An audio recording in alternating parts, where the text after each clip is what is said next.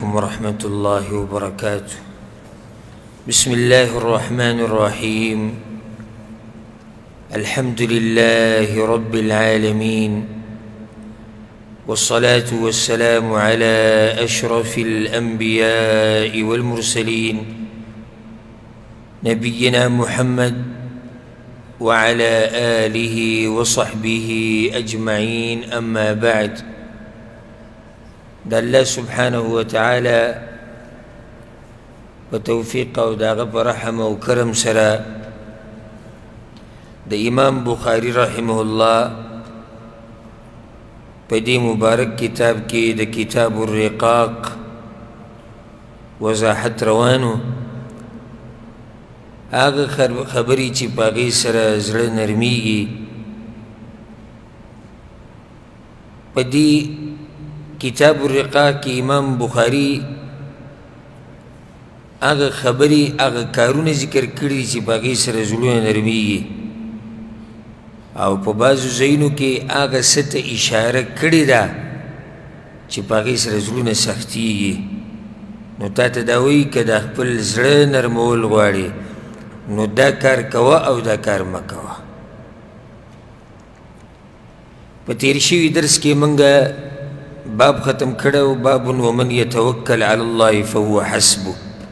الله ته ځان سپارل، په دې باندې ښه تفصیلي خبره شوې وه. د هغې نه بعد امام بخاري باب راوړی دی، باب ما یکره من قیل وقال. دا باب دې دپاره راوړی دی چې په قیل او قال کې مصروفه کېده دا ښه کار نه دی، دا د مسلمان شان نه دی. ښه قیل او قال څه ته وایي؟ ویلی شوي دي، هغه دا ووی، هغه ورته داسې ووی، ده ورته دا ووی. په دې خبرو کې به ځان نه مصروفه کې، دا د مسلمان شان نه دی. باب ما یکره من قیل وقال. قیل او قال نه به ځان لرې ساتي. ولی سی چل قیل او قال کی او پته ده نقصان یې څه دی؟ زړونه ورسره سختېږي، د قیل او قال سره زړونه سختېږي، زړونه د الله نه غافله کېږي، زړونه د الله د دین نه لرې کېږي. نو دې دپاره امام بخاري دا باب راوړی. دا وایي موږ ته، وایي ای مسلمانانو، که تاسو دا وایي چې زموږ د زړونه نرم شي که نه،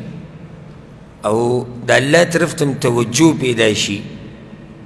او د الله نه ویریږو، او د الله د یرې نه وجاړو، نو د قیل او قال نه به ځان لرې ساتئ. د حدیث به ووایو، بیا به دې ښه وضاحت وکړو. د حدیث دی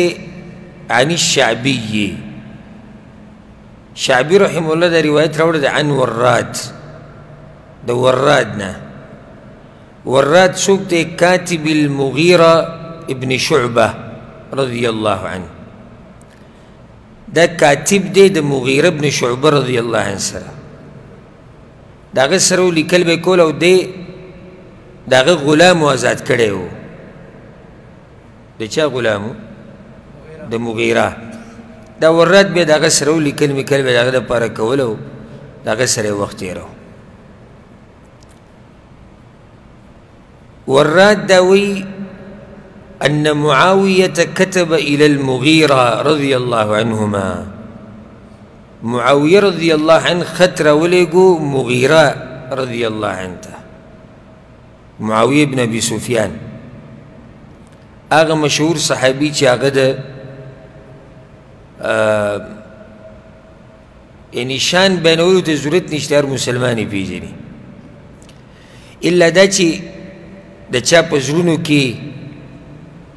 صحابه کرامو ته بغض پروت وي، لکه د روافظو په شان، یا د روافظو په لار چې روان یي او ځان ته روافظ نه وایي، هغوی د معاویه رضی الله عنه سره بیا نه لیکي. جی یزید دا کړي و، یزید دا کړي و، یزید دا کړي. ښه یزید چې وي دا هر څه کړي و، ځکه چې معاویه رضی الله عنه وي د هغه تربیت ښه نه وکړه، والعیاذ بالله. معاویه رضی الله عنه وحی به لیکله او د پیغمبر صلی الله علیه وسلم اوښی دی او ځکه دته بعض علما وایي خال المؤمنین د مؤمنانو ماما دی پلار یې صحابي دی ابو سفیان رضی الله عنه معاویه خط راولېږو مغیره ته أن اكتب إلي بحديث سمعته من رسول الله صلى الله عليه وسلم یو حدیث خو راولېږه چې تا د پیغمبر نه اورېدلی معاویه مغیره ته څه وایي یو حدیث که تا چې ته د پیغمبر نه اورېدلی خو موږ ته راولېږه که نه دې ځکې فایده دا د هغوی نصیحتونه وي یو بل ته او دا د هغوی غوښتنې وي د یو بل نه ښه یو بل سره چې وملو شو دا د سلفو طریقه وه یو بل سره چې وملو شو نو داسې به وي یو بل ته یو هدیه دله در نه کړم هغه به وي راکړه که نه هدیه څه ده وی هدیه دا دی چې د پیغمبر سره یو ورځ ناست وم ما چې دا خبره اورېدله او بس هم خوشحاله شو دا به داسې هدیه وه چې دنیا او دنیا کې چې څه دي د دې هدیې مقابله به یې نشوه کولی ښه د هغوی سره د دې خبرو قدر و ځکه و به دې خوشحالېږو او نن سبا یو سړی ریال ډالر روپۍ تقسیموي او مالداری او یا داسې لږ پټۍ یا داسې معمولي جیدادي یا سپینې جامې اچولي یا د کاټن جامې اچولي نو دا دنیا پرست به ورته کیني پاسي خان صاحب راغی ملک صاحب راغی پلانې صاحب راغی پلانې صاحب راغی موږ لیدلي دي داسې سړي ته سیب کوي چې هغه له د خبرو چلو نه ورځي موږ یې پخپله پېژنو داسې کسان مالداره شوي دي چې هغوی له د خبرو چل نه ورځي د خبرو چل مجلس کې به څه وي دا ورته پته نشته او چې مجلس کې کینی نو ته به ټولېږي او غځېږي چې یا الله خیر دی به کومه ناروا راولي اوس خو هغه کومه ناروا چې راولي هغه نور وخاندي یاره څه ناشنا قیمتي خبرې دی کوي که ده ته یو دوه کنځلې وکړي هم خوشحالېږي وایي دا چې د ده تکیه کلام دی دی خوی دی دینداره خلک پوهه قدرمن خلک هغوی سره قدر د درنو خبرو وي او د الله د خبرو نه بیا د پیغمبر د خبرو نه درنې نشتي صحابه کرامو سره دې خبرو قدر اوس دا معاویه مغیره ته یو نصیحت راولېږي یو حدیث خو راولېږي که نه نو بله فایده دقه د هغوی دین قال الله وقال رسول الله صلی الله علیه وسلم الله وی الله پیغمبر دا نه چې خوبونه راولېږه د بزرګانو قصې راولېږه واقعات راولېږه دا خبرې ورته نه ذکر کړي هغوی څه وایي دوی څه وایي هغه څه وایي دی څه وایي دا قصې نه پیغمبر نه که د یو حدیث اورېدلی موږ ته راولېږه دین هم دغه دی نه دین هم دقه دی قرآن او حدیث د صحابه کرامو اقوال روایتونه دا دین دی دین نور څه ته وایي دغه دین دی هغوی به هم دقه خبره غوښته یو حدیث راولېږه فكتب إليه المغيرة مغيرة رضي الله عنه ورات ته وی لیکه ورات خو د هغه سره و دې لپاره چې هغه به لیکل کول کاتب و د هغه وی لیکه إني سمعته ما د پیغمبر نه دا خبره اورېدلې ده یقول عند انصرافه من الصلاة دې کې تاسو د فایدې ذکر کوم ګوره موږ او تاسو لوی خوش قسمته خلک چې دې خبرو سره زموږ واسطه ده دا معمولي خبرې نه دي إني سمعت النبي صلى الله عليه وسلم عن رسول الله صلى الله عليه وسلم قال صلى الله عليه وسلم سمع رسول الله صلى الله عليه وسلم او بيدي سيزاد دا الدين وشت مجلس كم يودي دقة خبريت ذكر بعض السلف وعلماء د بعضو علماو مجلسونه پرېښودي وو څه وخته پورې به د هغوی سره ناست وو کشرانو د هغوی نه علم یې زده کو بیا هغه مجلسونه پرېښودو لاړو نورو مجلسونو ته کوم چې لوی محدثین او په دې حدیثو کې ولیږي او د هغوی مجلسونو ته لاړو نو چا ورته دا ووایي وی تاسو خو به د هغه پلاني سره ډېر کېناستئ اوس هم هغه پرېښودو دلته رالې وی په ټول درس کې به په یو ځای کې به پیغمبر باندې درود نه راتلو وی ټول درس به ختم شو او دغه به و قال فلان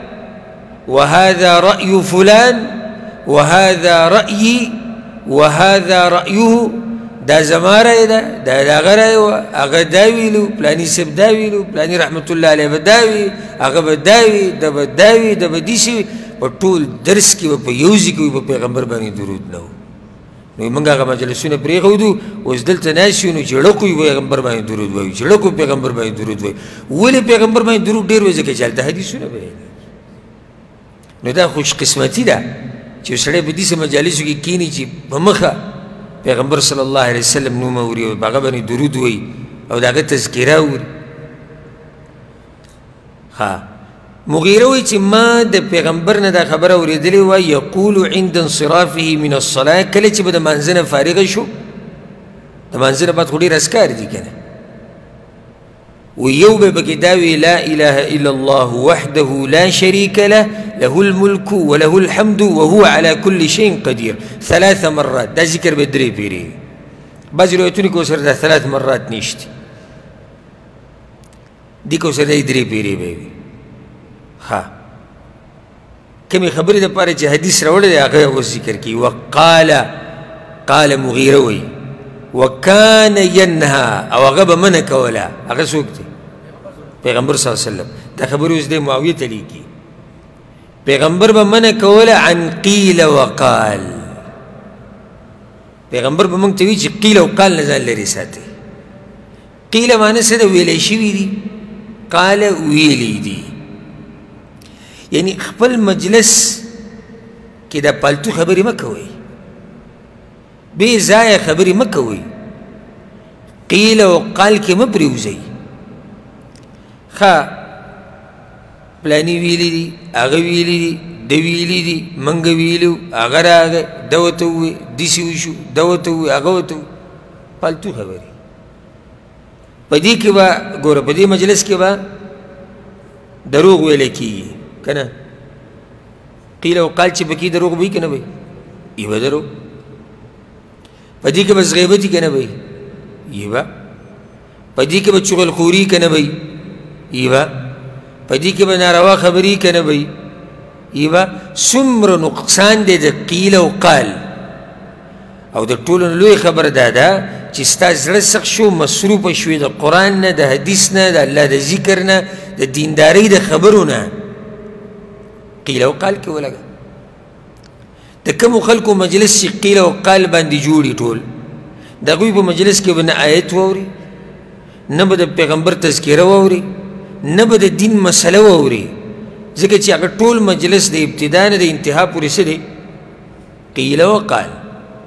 ویلی شوي دي وایي ویلی شوي دي وایي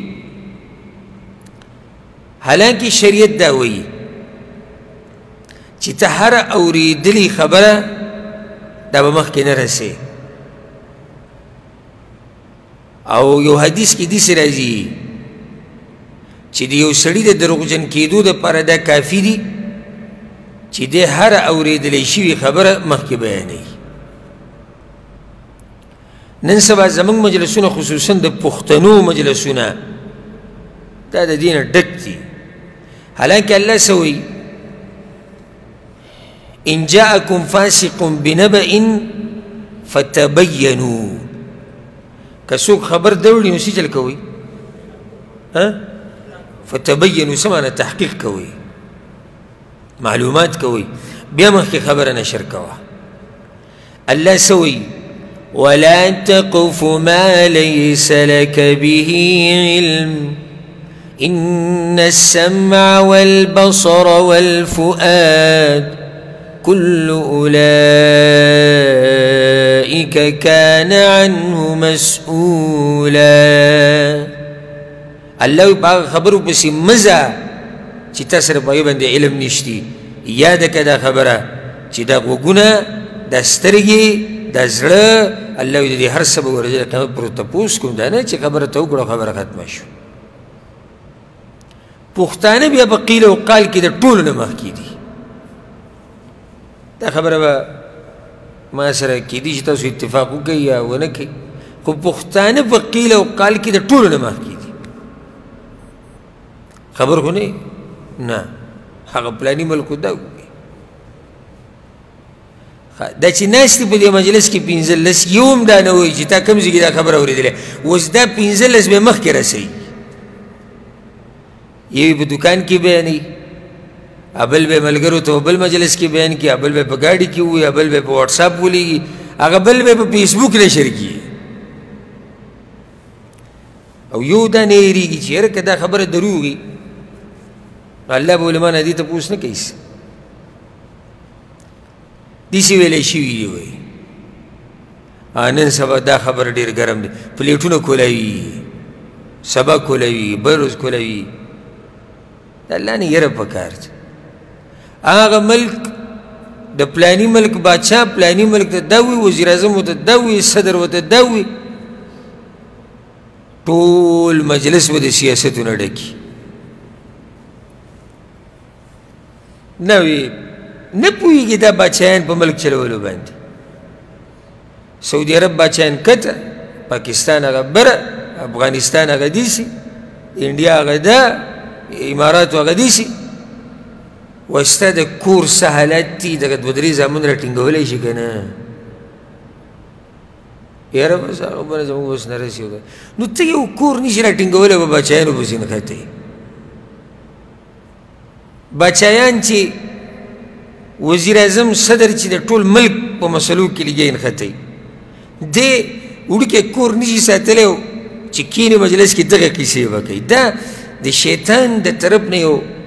یو لار ده چې دا سړی پې روان کړی ده او دې مصروفه کړی ده قرآن او د حدیث نه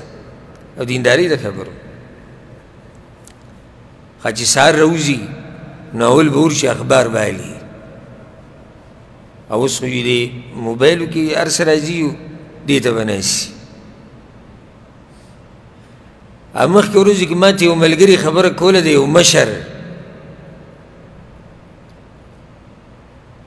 مشر خبره کوله، مشر سړی دی، وایي هغه ټوله شپه موبایل ته ناستي،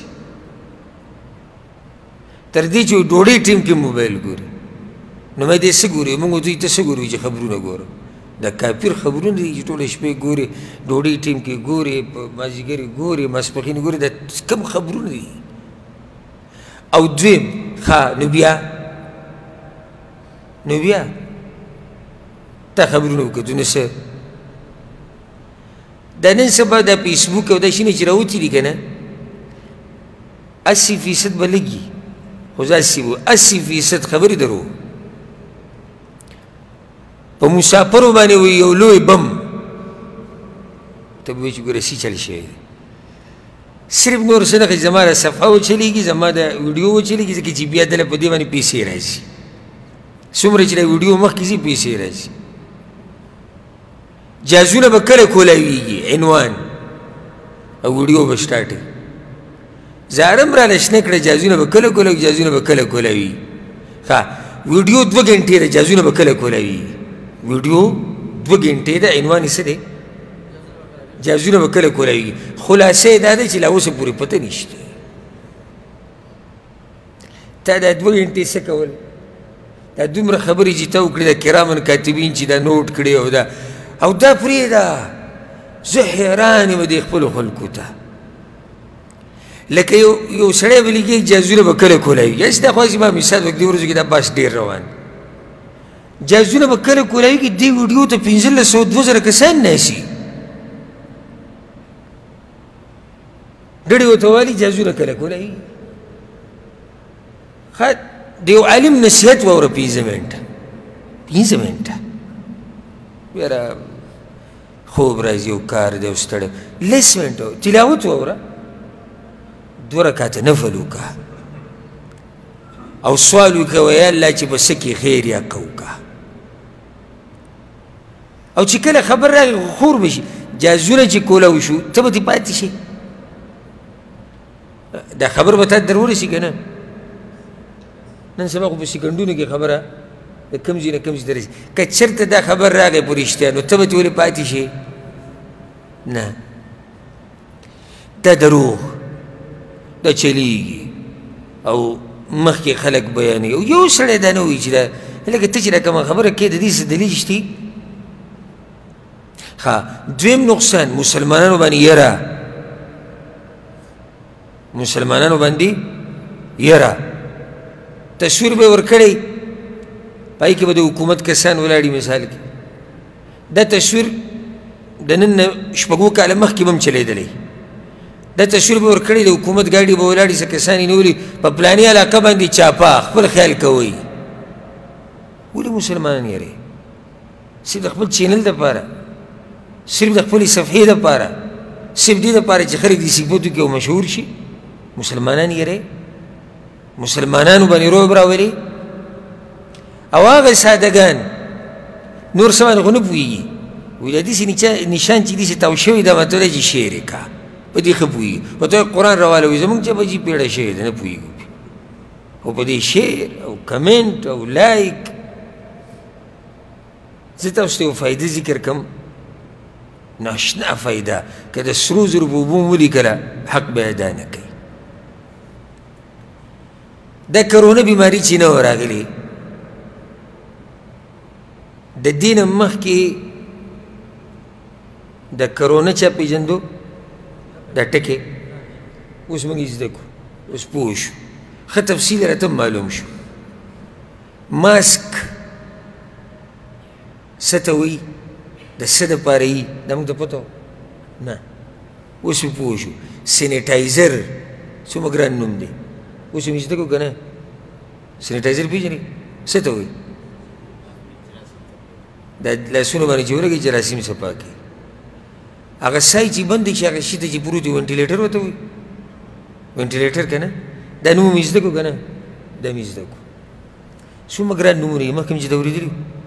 اوس موږ یې زده کړو ولې ځکه چې مسله موږ ته راپېښه شو زموږ سره یې سوچ و دقه شان د چا چې د دین سره سوچ وي نو هغه یې زده کوي کله چې ستا دا یره وه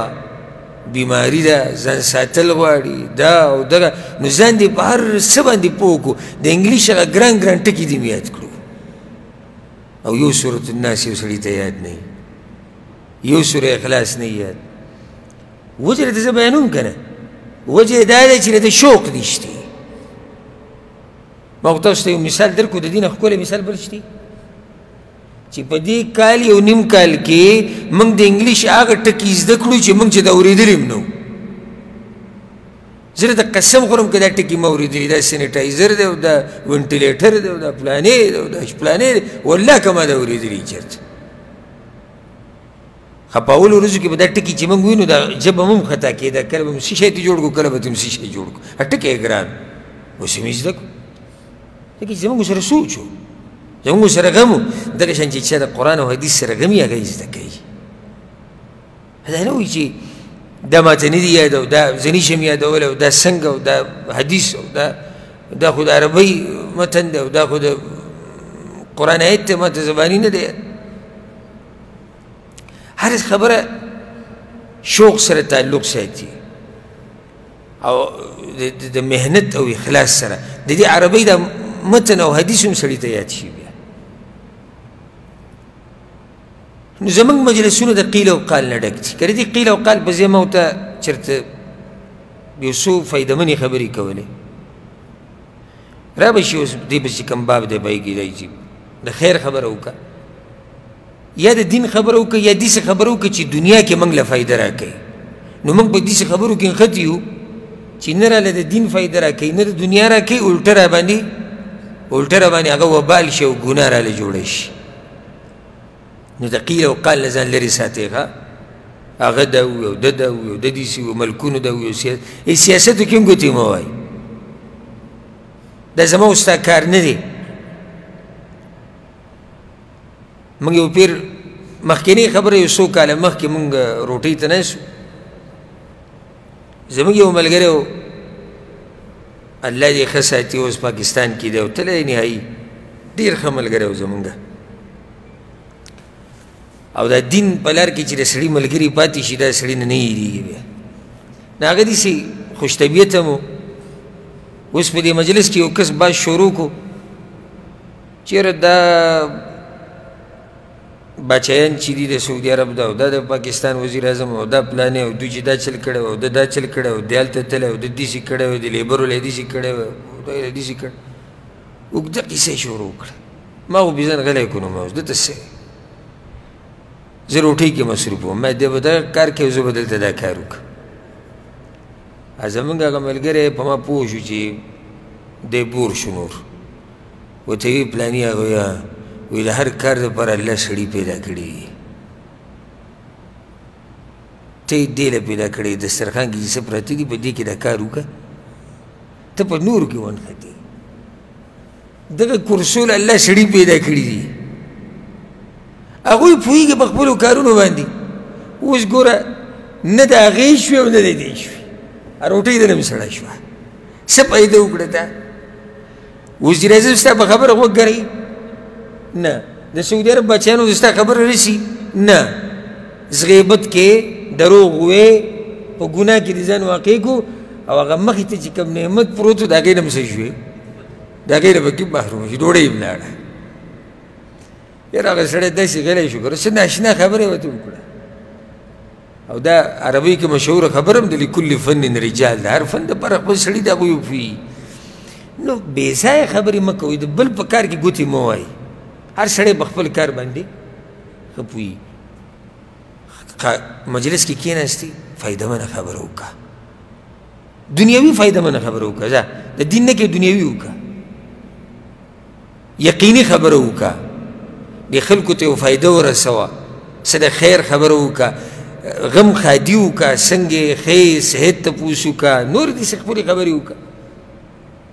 خو قیل او قال نه ځان لرې ساته دې سره زړه څه کېږي سختي او په ګناهونو کې به واقع شي وی دویمه د دې نه به یې منع کوله وکثرت السؤال د ډېرو پوښتنو نه به یې منع کوله وکثرت السؤال کې ډېرې خبرې دننه راځي یوه وکثرت السؤال یعنی دین کې هغه تپوسونه کول چې ضرورت ورته نه وي مه کوه ډېر تپوسونه ګوره الله دې نه منع هم کړی و صحابه کرامو به داسې تپوسونه نه کول نو یو نیم به داسې تپوسونه شروع کړي د شیخ نه او د عالم نه چې پالتو او بیا یو نیم که فایدهمن کوي نو دومره ونښلي لګیایي بیا نه دې ته ګوري چې لار ده نه دې ته ګوري چې بیمار دی نه دې ته ګوري چې ستړی دی نه نه نه زما د سوال جواب به راکې بل یو کس په ټلیفون باندې ګوته یې ښودی او ما ته ټلیفونونه کول خو دومره ټلیفونونه یې کول چې زه موقع ماته نه میلاوېده چې زه دا موبایل اوس بند کړمه یا یې لږ سیټ ته کړم مصروف یم خو هغه ځوان زوی چې ته هر څه خو دا ټیم بیا مې اوچت کړم السلام علیکم وعلیکم السلام زمونږ وایي سوال یې ورته ټلیفون نه اوچتې ما بل ټیم نو بل ټیم خو موږ ځاله مصروف یو دا هغه خلک دي چې د سوال په ادب نه دي پوه زمونږ یو استاذ و د مصر و او الله دې له برکتي ژوند ورکړي هغه نه به موږ فقه وي ډېر پوهه عالم و نو یو ورځ هغه مشر سړی و د شوګر بیمار و نو یو ورځ هغه دا وایي چې سوال جواب که څوک کوي ویې کوي سحر 9 بجې وي ها چې هغه موږ ته دا وایي که څوک سوال جواب کوي ویې کوي کوله و مجلس و په هغه ورځ نور پیریډونه نه وم د دغه شیخ سره ناسته وه طالبان داسې د دین 9 بجې د شیخ صاحب نه سوالونه شروع شو او په کم 12 شویو سوالونه روان وو د 9 نه په کم 12 پورې او موږ ټول لګیا وو او دومره چې یو جواب ختم شو شیخ ابل وی شیخ ابل وی په طریقه رو په دې کې باغه سر چولېده شروع شو او ما له اوبه راوړې اوبه مو راوړې بیا د لاسونه رپېدو بیا ما پې وغوښته وي زه معذرت نور جوابونه نشم در کولی ما ته هېڅ پته لګي چې بیا زه څه یم داسې نه چې خطا شم او دې کې زمونږ غلطي ده شیخ خو یو د علم دریاب او خدا خوښوي چې ما نه خلک تپوسونه وکړي مخکې ته چې کوم طالبان ناست دي دا هم څوک دي دغې دومره سوالونه چې کوي تاسو څه خیال دی هسې کدو کریله ناست دي صوتیات دي که خو دومره سوالونه هم نه چې ته سړي ته نقصان ورسې د هغه ټیم والي ډېر د بل کار نه وباسي نه دا طریقه یې زده کړي بیا فرضي سوالونه خو بلکل نه کوي فرض کا د دې نه منه راغلې ده ځکه شیخ عبدالله الغدیان رحمه الله د هغه په درس کې یو بیر یو کس تپوس وکړو ناشنا تپوس یې وکړو او دې سعودي عرب د علما د فرضي مسلې بلکل نه مني سوچه صفا خبره وی کس وی زما سوال دی شیخ وی څه سوال وی که یو سړی د مهي خېټې ته ولېږي د مهي خېټې ته ولېږي او دنه نه اوبه شتې او نه خاورې شتې نه اودس کولی شي نه تیمم نو دی به څه کوي سوال دا دی اوس نه اوبه شتې او نه خاورې شتې نو نه چاردام کولی شي نه تیمم دی به څه کوي موږ غوږ کېښود چې شیخ به اوس څه جواب ورکوي شیخ ورته وایي شوي دي سي څوک لیدلی ته خبرې چې بیا دنه څه نه وو دغه وایي نه شوي خو نه دي قاضي وایي چې کله وشو بیا به زما نه تپوس وکړي ځه سړی د مهي خېټې ته ولېده اوبه نشته او خاورې نشته نو دې بعضې فقې د کتابونه چې راولي هغوی د فرضي مسلې بیان کړي یو پکې فرضي مسله دا ذکر کړې ده وایي که ځمکه ټوله د سرو زرو شي نو تیمم به څه کوې اوس دې خبرې ته بلکې دې نه تا خو ووایم و یو جومات ته بنیادونه راخیږي دا په بعضو کتابونو کې شته و یو جومات ته جوړېږي بنیادونه راخیږي بنیادونو ته به اوبه اچوې که او اوبه نه وي او دې ته د سړو هغه مني ور واچوله په دې جومات کې لمونځ کېږي که نه څومره خوږه مسله ده څه کېدی شي بنیاد د جومات بنیاد له ته دراوړي د کوم ځای نه به دره پیدا کړې او بیا به دې کې لمونځ کېږي که نه کېږي دا اوس څه خبره داسې وخت ضایع کول د داسې قسمه سوالونه مسلې د دې ځان لرې ساتل پکار دي دویم و کثرت السؤال کې دننه دام راځي د چا نه ډېر تپوسونه مه کوه هسې هسې چې چا سره کیم نه نو ډېر تپوسونه ترې مه کوه لکه د علم د باب نه علاوه دا هم په دې بعضو کسانو کې دا عادت چې کښېنې ورسره السلام علیکم د کوم ځای د پلاني ځای څومره وخت دلته دومره تنخواه یې څومره اخلي دومره کفیل در سره ښه دی او ګټې سو پاتې کېږي څه بچت پکې شته وکړه لکه ته څه کوې ما پوچ کې برتې کېږي څه راسره کې څنګه یې ښې ډېر زیات یعنې د کوم ځای څومره وخت وشو صحیح ده دا عام سوالونه یي نو یو سړی به ستا ژوند ته راننوځي بعض به سره داسې مسلې روانې کړي ښه نو د کور کرایي څومره دی او د پلانې شی څنګه او د پلانې شی څنګه او لکه ستا دې کې کار څه دی څه ضرورت دی ته د یو سړي ژوند ته ورننوځي او دنه جوړ ته پوښتنې ته کړي هغه چا ته دا مسله نه راښکاره کړي ته څه په زور راولې پې نو دې کې دنه دا خبره هم راغله درېیمه په دې کې دنه دا راغله و کثرت سؤال غوښتنه یعنې سوال کول د خلکو نه مال غوښته دې نه منه راغله که ضرورت پیښ شي که ضرورت پیښ شي کولی شي کولی شي ضرورت مطابق کولی شي ملګري ته ووایي خپل ته ووایي ما ته دا مسله ده هېڅ خبره نه داسې که وکثرت سؤال ډېروالی یعنې تاسو به دا بعض سوالګر لیدلي د دې نه تجارت جوړ کړی یا بعض خلک سوالګرو په شکل کې نه وي خو دقه یې کاري یو ته وایي ماله قرض، بل ته وایي ماله قرض، هغه ته وایي ماله ده، ده ته وایي ماله ده، او ماته ده، او ماته ټول عمر له دغه دغه ژوند وي، والعیاذ بالله. نو دا هم په دې کې دنده راغی. ښه نو څو کارونه منع وشوه؟ قیل وقال وکثرة السؤال، ډېر تپوسونه. دریم واضاعة المال، واضاعة المال، او د مال ضایع کولو نه پیغمبر صلی الله علیه وسلم منع کړې ده. اسراف کول. ان المبذرین کانوا اخوان الشیاطین، اسراف کوونکي دا د شیطان ورونه دي. اسراف به نه کوې، مال به نه ضایع کوې. مال ضایع کول څه ته وایي؟ مثال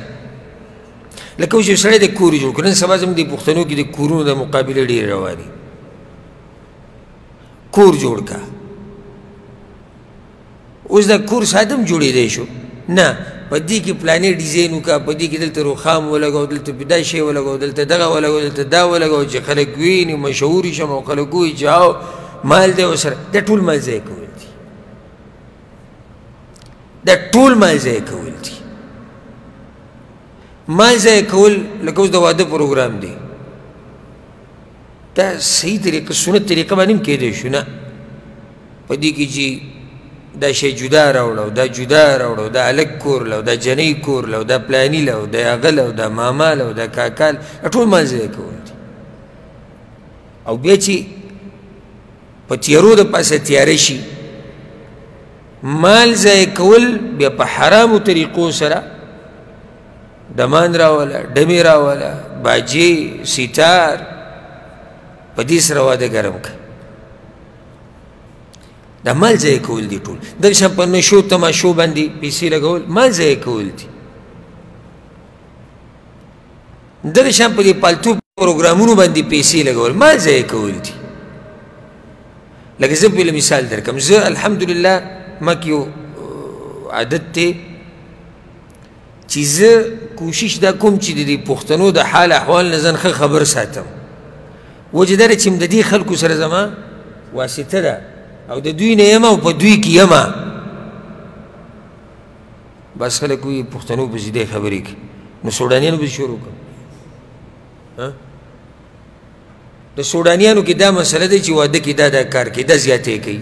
یو سړی به ما ته وایي شیخ صاحب زموږ د سوډانیانو سره څه کار دی؟ کوي خو ځان لی کوي، خو هغو ته نصیحت وکړه که نه. تاسو ته زه ووایم چې یاره په بنګالیانو کې دا مشکل دی چې دوی دا کار کوي. نو سړی وایي زه څه وکړم؟ یا عربو کې چې کله هغوی ته کېناستم د هغوی مسلې ورته بیانوي. خو چې پښتنو سره کښېني دوی ته به د دوی بیماریانې بیانوي. تش صفتونه ورنه نشي کولی چې باتور قوم دی.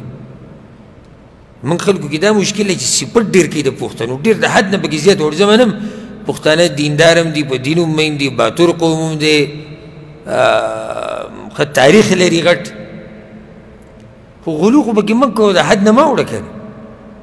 زیاتی مه کوه. ما پروګرامونو خبره کوله. نن سبا یو هوا رالوتې ده د قوم په سطحه باندې پروګرامونه او اجتماعات او دا شروع شوي دي. لیدلي دي که نه دي لیدلي؟ د قوم په سطحه. زه د قومونو نومونه نه علم، خو دا پلانې قوم پلاني ځای کې راجمع شوی ده، پلانې قوم پلاني ځای کې، پلانې قوم پلاني ځای کې، پلانې قوم پلاني ځای کې ښه راجمع شوي. څه وایي موږ چې د ترقۍ خبرې کوو، موږ چې د دغه خبرې کوو. دا دومره پروګرامونه او په دې کې بیا دومره غلو، دا نقصان دی.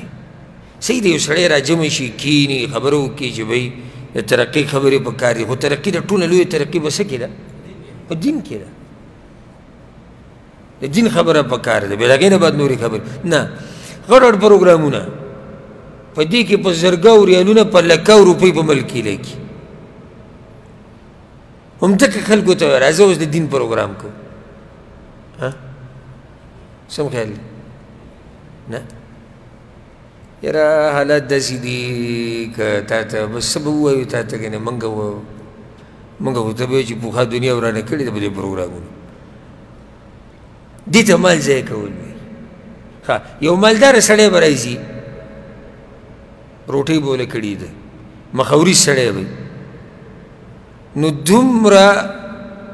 ګډان حلال کا او وریجې او سالنې او فروټ او خواږه او بادام او چغجۍ او پۍ او عصیر او جوس دا هر څه بیا ګزار کړي ډرام ته نور مال ځای کول څه ته سیدي دپاره چې دا سړی څه و مخاوري سو غریب چې راشي دا البته هم نږدې غریب ته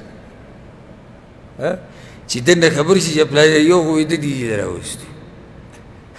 په مخه وي دی راماتي ولې ځکه چې دې کې فایده نشته ثواب خو نه دی پکار کړه پکار څه دي شهرت دی مشهور شم نن سبا دا مرض دی چې مشهور شم هر سړی فیسبوک ته ناست پلانې د پلاني زوی او د پلانې او پلانې او پلانې او پلانې او پړپړه به د خپل نوم سره لیکلي او چې مشهور شم نو حیران بشي دې حالاتو ته والله چې یعنی نیکان خلک چې څومره د دې مشهورتیا نه پټېږي او بیا د عام عوامو ته وګوري چې دین نه خبره نه دوی چې مشهورتیا څومره خوښوي امام احمد بن حنبل رحمه الله هغه یو ناشنا علاقې ته تللی و د خپل شاګرد سره نو څه سامان یې راغستو په لین کې ولاړو نو په هغې کې رش شو ګڼه شوه او خلکو امام احمد بن حنبل له دیکې ورکړه او راولید نو هغه شاګرد یې اواز کوو خلکو مخکې وی چې د تاسو نه پېژني دا ګوره احمد بن حنبل دی که داسې ویلی او د خلکو په سر ګرځو چې څنګه دا خبره وکړه هغه ونیو د کمیس غلی شي غلی شي زموږ دا ژوند خوښ دی چې څوک هم نه پېژني زموږ دا ژوند خوښ دی یو واقعه کې داسې راځي په خپله سامان راغسته ور روانو چا ولیدو او دا خو چې دا خو وي هغه غلی شي زموږ دا خوښ دی چې دا سامان په خپله وړو خلک مه خبروه مشهورتیا نه به ځان پټوو او نن سبا دا خلک زور کوي چې مشهور شو مشهورتیا یو فتنه ده یو امتحان دی ډېرې مسلې به راته جوړې شي نو مال به نه ضایع کوې په دین کې مال لګول دا نه ضایع کېږي وما تقدموا لانفسکم من خیر تجدوه عند الله څه چې تاسو لګوئ چېرته به مومئ الله سره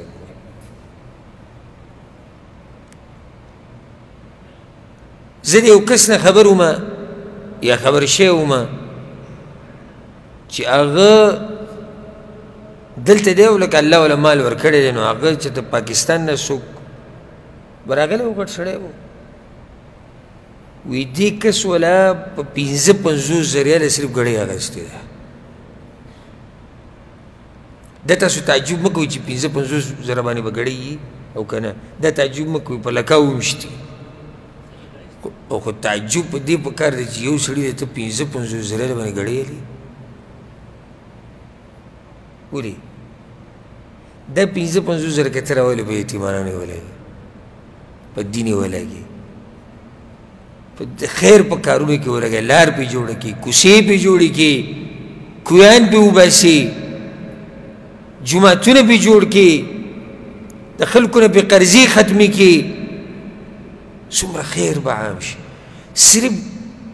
دې دپاره چې سبا له په دې سړي زما څه خدمت راځي چې دی کوي 55 ریاله یو ګړۍ وراغستې ده نو سوچ وکړي دې ته مال ضایع کول نه وایي دقه ضایع کول نور ضایع کول څه ته پیغمبر دې نه منع کړې ده څلورم کار ناشنا ومنع وهات څه شی چې الله وی وی لګوه هغه منع کول او یو شی تاله نه دی روا و هغه راکه د دې نه پیغمبر منع کړی دی لکه الله وی دا کار وکړه دا مال ولګوه زکات ورکړه صدقې ورکړه دا منع کول ومنع نه وهات یو شي دی حقدار نه دی لکه داسې به ووایي یو سړی دی هغه یو اداره کې کار کوي د هغه ادارې نه تنخوا اخلي ادارې نه په دغه کار باندې تنخواه یو سړي ته وایي تاله به زه دا کار اسان کړم ماله دومره راکړه دا دله روا دي نه دي روا ځکه چې دله دغه اداره پیسې ورکوي د دې کار د خلکو نه سایي دا ماله راکړه دغسې ما یو مثال ذکر کړو نور به هم داسې ډېر مثالونه وي چې راکړه په خپله نه ورکړې والا نه دی څه والا دی راکړه دی په دین کې نه لګوي دی لګولو والا نه دی د نورو نه یې اوس یو شی په روا طریقې سره له خو جدا مسله ده خو په ناروا طریقو سره هغه سایلي چې د لپاره جایز نه دي تا باندې هم د الله حق دی دا وکړه نه په خپله څه نه کوم وبل علم په ناروا طریقو سره والعیاذ بالله ښه دې کې هسې دا یو فایده ته ذکر کوم دې کې داسې یعنی کیدی شي یو اشاره پټه دی خبرې ته چې یو نیم سړی بخیلي او د نورو هغه خوري خیال هم کړی داسې خلک پېژني که نه په خپله مري ریال لګول لکه سرمن د سرمن چې د بدن نه په چاړه پرېږدي او چې د بل چا مالي او یا پروګرامي نو د ټولو ناول پکې دی ناسي خو په خپله نه دی لګولو والا نه دی چې زه به یې ولګوم یا زه به وکړم نه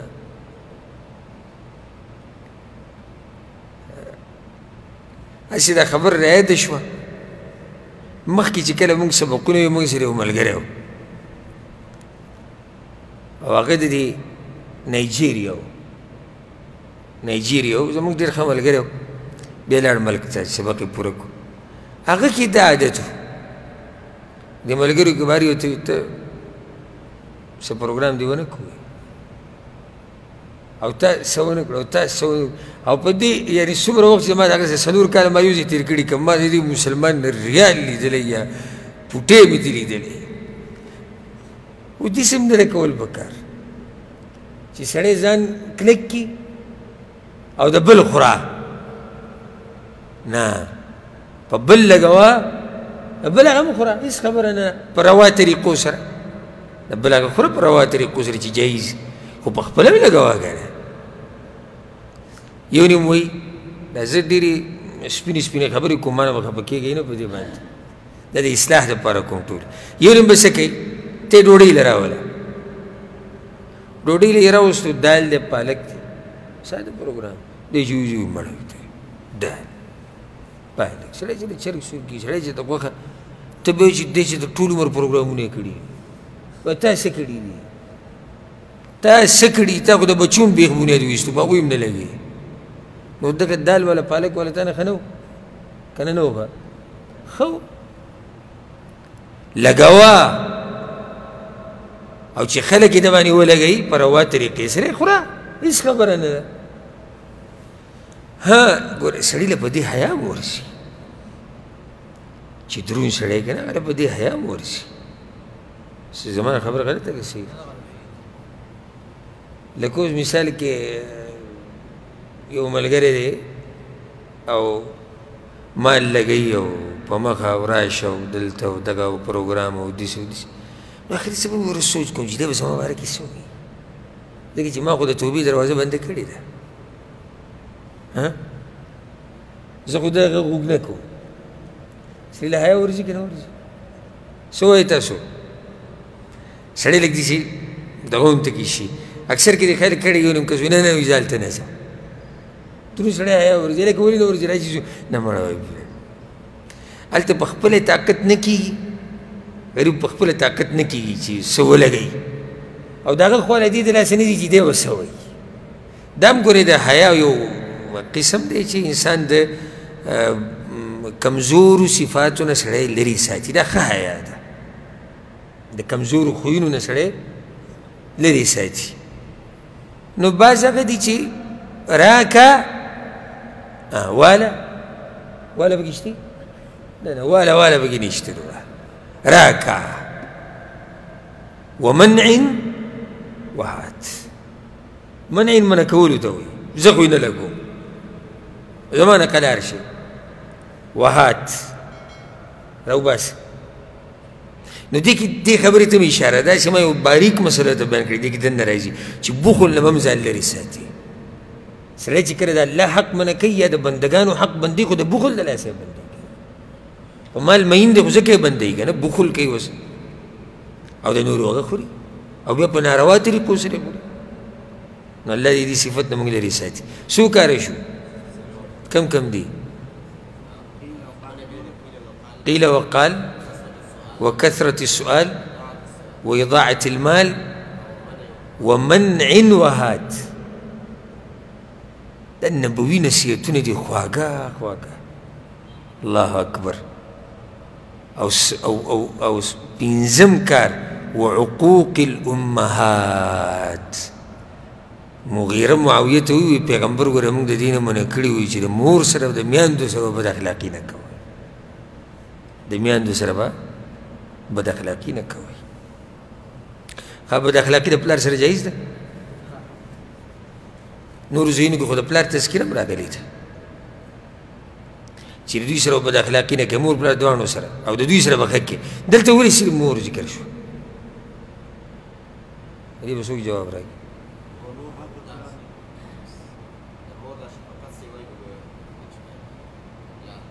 دا خو یو قسم کېدی شي جواب چې یعنې د مور حق ډېر دی او صحیح ده. نو ولې د مور حق ډېر دی نو د پلار سره بد اخلاقي کول جایز دي؟ نږدې شو منمه مور د پلار نه څه درجه اوچته ده خو آیا د دې دا مطلب دی چې درجه اوچته نو د پلار سره بد اخلاقي کوه د پلار سره ظلم ناروا بارک الله فیک. دی جواب دی مور د پلار په نسبت صحیح کمزوری. مور د پلار په نسبت کمزوری. نو چې کوم بدتمیزه انساني بد اخلاق انساني بېدینه انساني هغه مور سره بد اخلاقي کوي پته یې مور کمزوري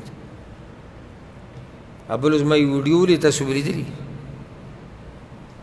یو کس راولګي د مورې مخې ته راشي او دی څوک وایي د مورې منځ ته راشي وایي مه کوه او چې داسې دیکه وله ورکړي نو یو چړق دې وباسي دې ځمکې ته راواچي. زما خو په هغه ټیم په دې جسم دا ویښته ودرېږي دا غونه مې ځیږ شو ورله داسې شومه داسې په دې دماغو کې مې سم داسې لکه کرنټ چې راله څوک راکړي چې چلو شو یو 2-3 منټه خو ورته داسې دقې شان غلی ناست و چې اخر دا کوم لاس دی چې په مور باندې اوچتېږي کوم لاس دی چې په مور اوچتېږي په بوډۍ مور باندې اوچتېږي. نو د میاندو سره ښه کول د دوی سره بد کولو نه پیغمبر صلی الله علیه وسلم منع کړي ده. د پلار سره په دې باب کې که ما نصیحت شروع کړو وخت لږ پاتې دی 100 منټه خو که ما نصیحت شروع کړو نه ختمېدونکې خبرې دي ما سره الحمدلله اوږدې خبرې دي خو صرف درته دا ووایم چې دا مور او پلار دوی په ژوند کې ډېرې سختې لیدلي په ډېرو سختو تېر شوي دي هغې وله دا زړه کمزوری کړی دا زړه وله ستړی کړی دی دوی په ډېرو مرحلو تېر شوي ته خو تازه تازه ګرم ګرم ګرځي چې وایي زمونږ کور دی او جیداد دی او مال دی او پلانې دی او هر څه هغوی څه کړي دي نو هغوی په ډېرو مرحلو تېر شوي نو زړه ستړی شوی دی. بله دا دې خبرې تاسو ته سوچ کړی د خپل پلار ته وګوره که چېرته ژوندی او که مړي نو د بخاني دعا وله واړه موقع ده د لاس نه تللې ده اوس دې سپین ګیري پلار ته وګوره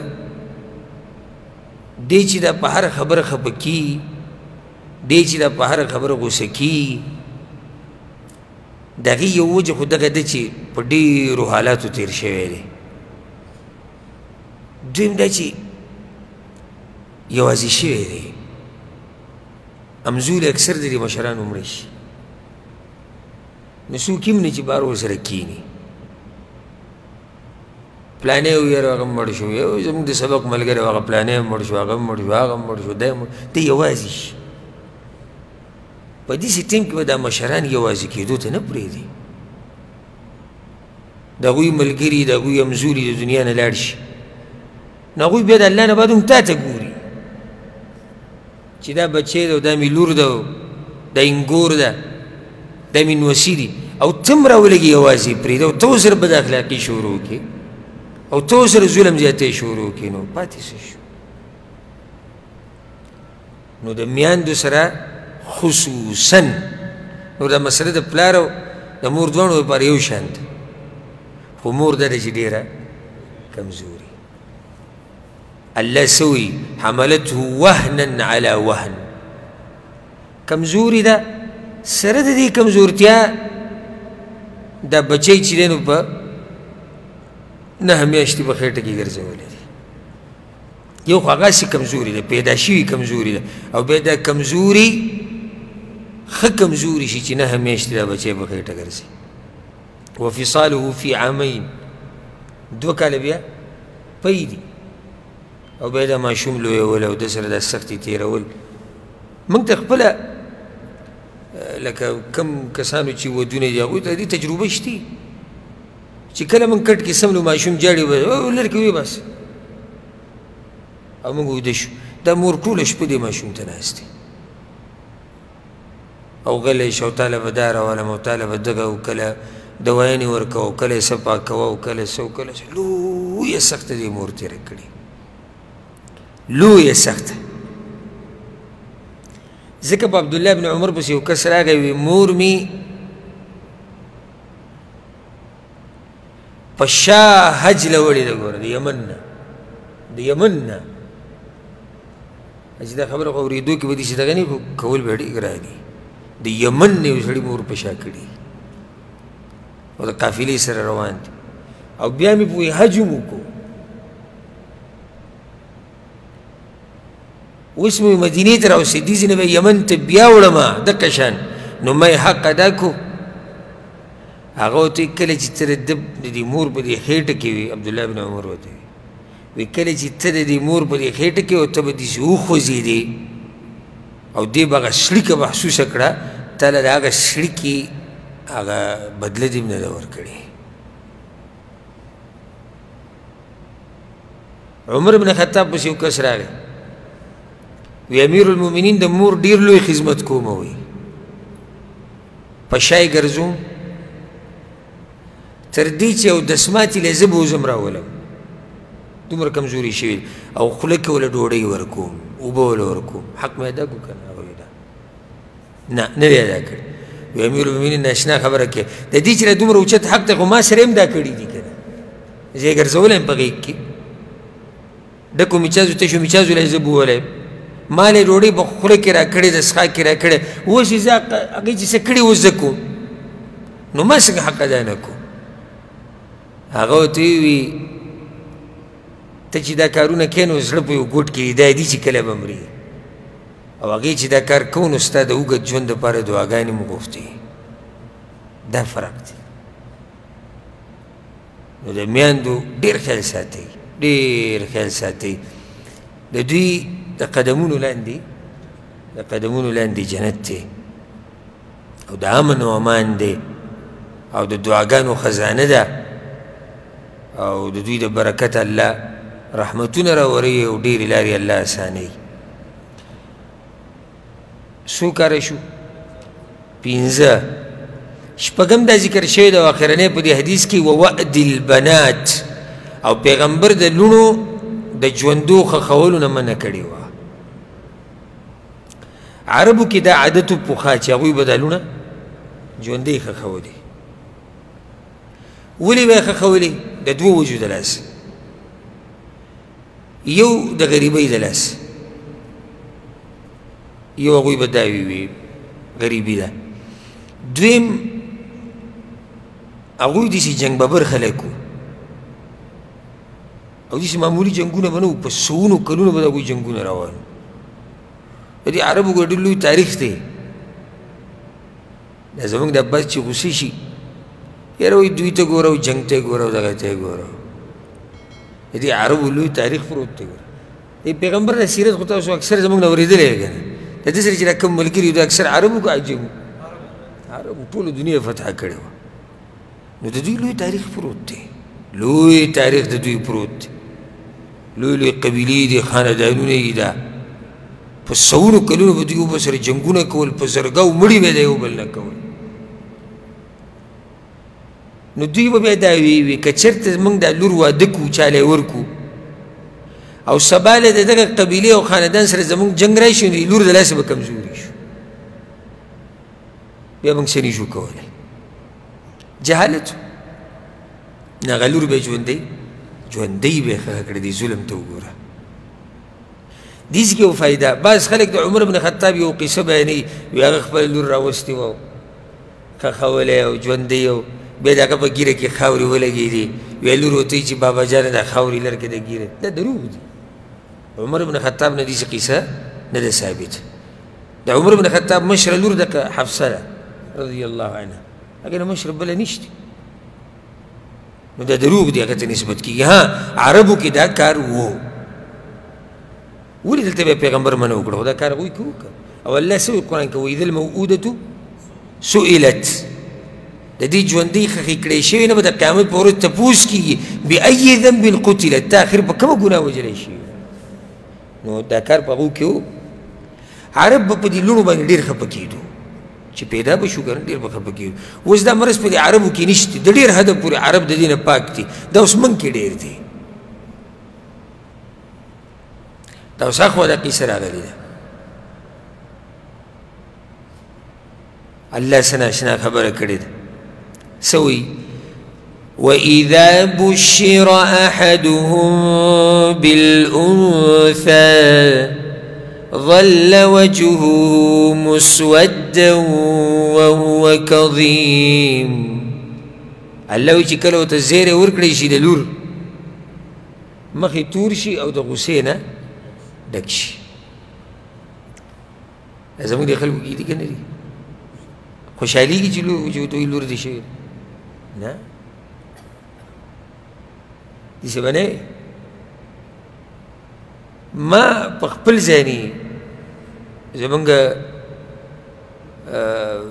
کلي ته چې زه تللی وم هلته زمونږ یو خپلو د هغه لور شوې وه موږ د هغوی کور ته ورغلو څه پروګرام کړی و زه ورغلم زمونږ سره زمونږ ترور و الله دې وبښي اوس وفات شوی نو ما ورته ویل پلاني مبارک شي نو هغه څه بنګ بنګ وکړو خو نور یې څه ونه ویې ماته بیا زه راووتم ترور مې ځان سره روانه کړه کور ته یې ما ته وایي زویه ساده سړی دشمني ځان له ګورې که مبارک شي د هغه لور شوي ده ورته ورته مبارک شي نو ما دا دومره غټه خبره وي هو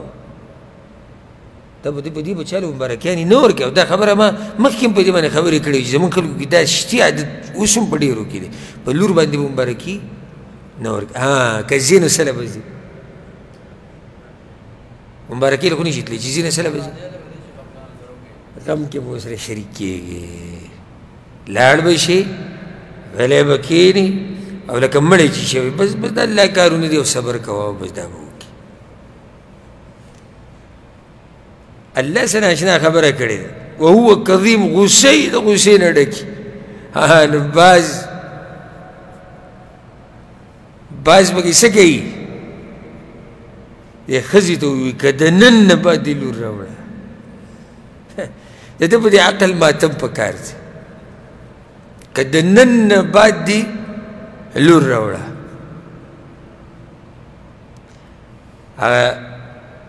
ما تاسو ته قصه ذکر کړې وه عربو کې دا مشهور شعر دی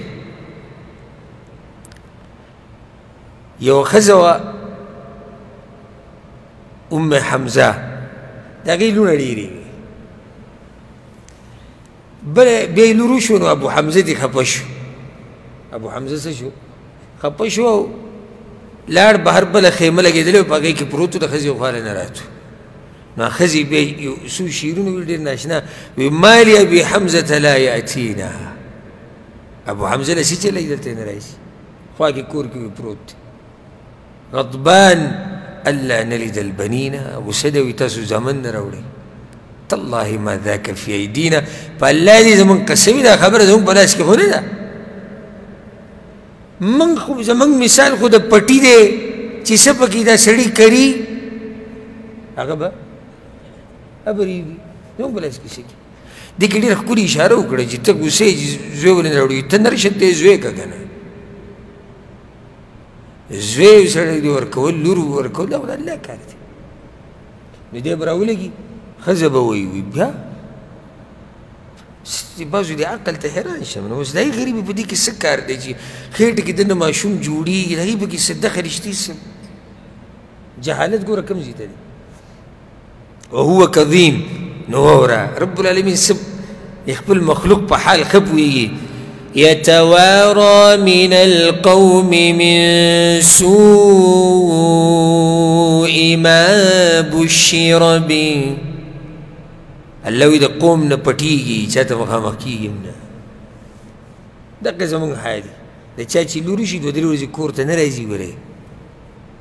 یا ماما کرئ یا کاکا کرئ یا پلاني او د دې هلک مور چې کومه جاړي هغې ته خو موقع میلاو شي او ټول زور د انګور نه وباسي دا سپی راوړي دغه لوڼه راوړي دا سپی راوړي دغه لوڼه راوړي وایي ستاسو یې لوڼه دي وایي زما شپږ دي نو سپیره خو باید ته هم وایي تا ولې دا شپږ راوړي وایي زموږ په لاس کې خو نه وه د هغې په لاس کې ده نو د هلک مور ته چې جاهله وي زه دا جاهلانو خبرې کوم چې جاهلان یې کوم چې د هلک مور ته کوم موقع میلاو شي که نه بس دا مشرانې ښځې ګیر چاپېره ورته ناستي او د غم یو ماحول جوړي او هلک نه یې کور کې او بس دقه دا سپیره چې راغلې ده بس دقه لوڼه کېږي دقه سپیره او دغه سپیره او دا خبرې دا ټولې جهالت خبرې په دې زما یو بیان دی هغه به واورئ لور د الله نعمت او د کور برکت زما تفصیلي بیان دی ما ټول هغه فضایل را جمع کړي چې دې باب کې والله که هغه بیان دی په صحیح معنو سره واورېدو که نه نو دغه به وایي چې یا الله ټولې لوڼه راکړه لور دومره لوی نعمت دی او د پیغمبرانو لوڼې دي اکثر زامن د ډېرو لږو دي د اکثرو لوڼې دي امام احمد بن حنبل رحمه الله چې کله به یې لور وشوه یا د چا به لور وشوه هغه به یې خواله ورغې مبارکۍ له ورته ویې پلانیه مبارک شه مبارک شه پیغمبران وی د جنکو پلاران دي څومره ناشنا تسلي او خوشحالي ده پلانیه مبارک شه انبیا پیغمبران د چا پلاران دي د جنکو پلاران دي نو پیغمبر د دې نه منع کړې وه د حدیث کې څو کارونه ذکر شو شپږ قیل وقال او د ډېرو سوالونو نه منع ده د مال ضایع کولو نه د منع کولو نه او د غوښتو نه د دې نه منع ده د میاندو سره ظلم زیاتې بد اخلاقي کول دې نه منع ده او لوڼه ژوندۍ ښخول د دې نه منع ده په دې به اکتفا وکړو باب ما یکره من قیل وقال را روان درس کې به انشاءالله د باب نه شروع کوو باب حفظ اللسان د ژبې حفاظت کول د دې به انشاءالله روان درس نه شروع کوو الله سبحانه وتعالی دې موږ پوه کړي په قرآن او په حدیث باندې دا ډېر فایدهمند درسونه دي الحمدلله ایماني درسونه دي ایمان ورسره ډېرېږي او بل دا چې سړي ته خپلې ډېرې کوتاهیانې هغه ښکاره شي او د معاشرې ورسره اصلاح کېږي نو الله دې په دې درسونو او بیانونو کې برکت واچي او موږ له دې الله په دې باندې عمل کولو توفیق راکړي هذا والله أعلم وصلى الله وسلم على نبينا محمد وعلى آله وصحبه أجمعين